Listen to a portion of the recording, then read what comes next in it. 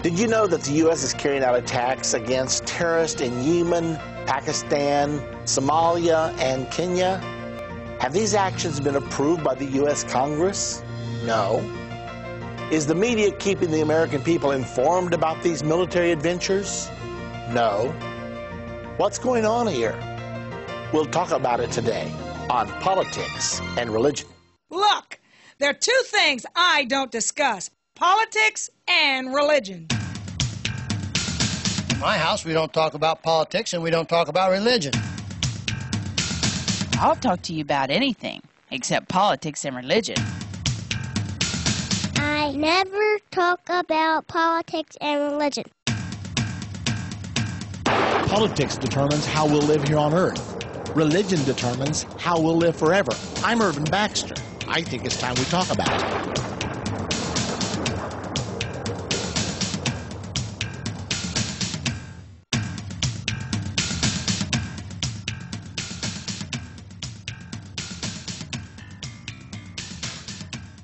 We find ourselves going back repeatedly to talk about the prophecy of Jesus Christ concerning the times of the end. Matthew 24 is the most famous prophecy chapter in the entire Bible.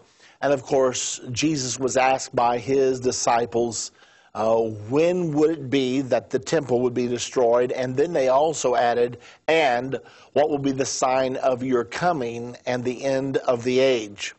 Well, Jesus spent most of the 24th chapter of Matthew answering the last question, what will be the sign of your coming and the end of the age?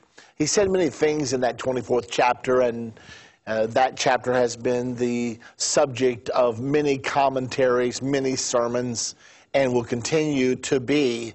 However, there's one thing he said in particular that I want to focus on for a while today that we really don't talk about that much. Let's go back there because I want you to hear the scripture for yourself. This is Matthew chapter number 24, verse 1. And Jesus went out and departed from the temple, and his disciples came to him for to show him the buildings of the temple. And Jesus said unto them, see ye not all these things? Verily I say unto you, there shall not be left here one stone upon another that shall not be thrown down. And of course that happened. They don't even know where the temple stood for sure because that prophecy so thoroughly came to pass. And as he sat upon the Mount of Olives, the disciples came unto him privately, saying, tell us, when shall these things be, and what shall be the sign of thy coming and the end of the age? And Jesus answered and said unto them, number one, take heed that no man deceive you. For many shall come in my name. They will come under the banner of Christianity, saying, I am Christ, and shall deceive many. And ye shall hear of wars and rumors of wars. See that ye be not troubled, for all these things must come to pass, but the end is not yet. For nation shall rise against nation, and kingdom against kingdom, and there shall be famines and pestilence and earthquakes in divers places. All these things are the beginnings of sorrows. So Jesus said here, among other things, you will hear of wars and rumors of wars. I was somewhat taken aback this weekend actually, as I noticed an article, and this particular article was carried in the New York Times. It was titled, Secret Assault on Terrorism Widens on Two Continents. Now, stop just a second. Secret. That's an interesting word. Something that's being done in secret. There's a reason for it being kept secret. Secret assault on terrorism widens on two continents. There's 7 continents total. And on 2 continents, this secret assault on terrorism widens. Now let me just give you a little bit of flavor of what's going on. At first, the news from Yemen on May the 25th sounded like a modest victory in the campaign against terrorists. An airstrike had hit a group suspected of being operatives for Al-Qaeda in the remote desert of Marib province, birthplace of the legendary Queen of Sheba. But the strike, it turned out, had also killed the province's deputy governor, a respected local leader who Yemeni officials said had been trying to talk Qaeda members into giving up their fight.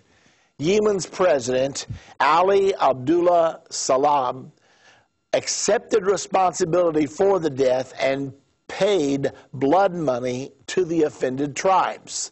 The strike, though, was not the work of Mr. Saleh's decrepit Soviet-era Air Force. It was a secret mission by the United States military, according to American officials, at least the fourth such assault on al-Qaeda in the arid mountains and deserts of Yemen since December.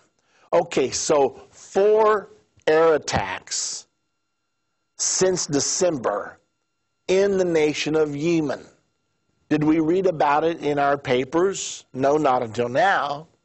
Did I know about it? No, I follow the news every day. I didn't know about it. And so when we see these reports come pouring in,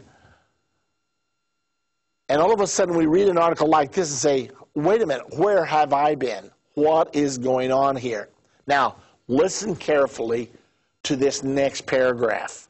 The attack offered a glimpse of the Obama administration's shadow war against al-Qaeda and its allies in roughly a dozen countries. We've been fighting in a dozen countries?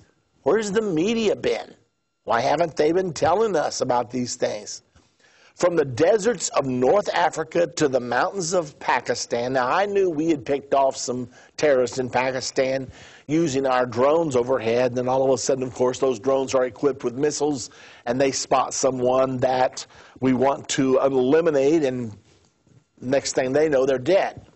To former Soviet republics crippled by ethnic and religious strife, the United States has significantly increased military and intelligence operations, pursuing the enemy using robotic drones and commando teams, paying contractors to spy and training local operatives to chase terrorists. Okay, what's going on here? I mean, after all, I thought that Barack Obama was elected to get us out of all these foreign military excursions, and now it looks like it's spreading. What is going on here? I mean, after all, we were in Afghanistan, and Obama said he would get us out of there, and what happened? Oh, an extra 40,000 troops for there. Now we're over 100,000. Now we're in Pakistan. Now we're in Yemen. Now we're in many of the other countries in that part of the world. So what's the big idea? What's the plan? Now, there is a design. There is a plan. I mean, we're just not out there just flailing around. There's an agenda. There is a goal. So what is it? Now, you're an American just like me. What's the goal? What are we doing? Our tax dollars are buying those drones, paying for those missiles that are killing people. Our tax dollars, yours and mine. Our government is responsible for that.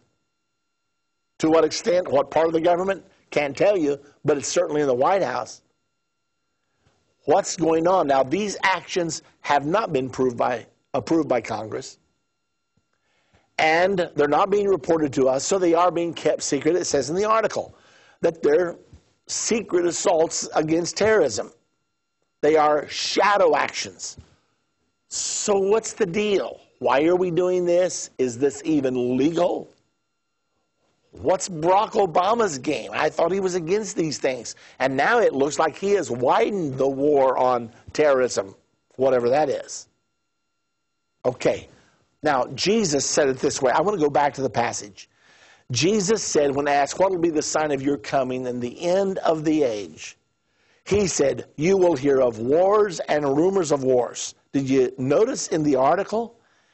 It states that in roughly a dozen countries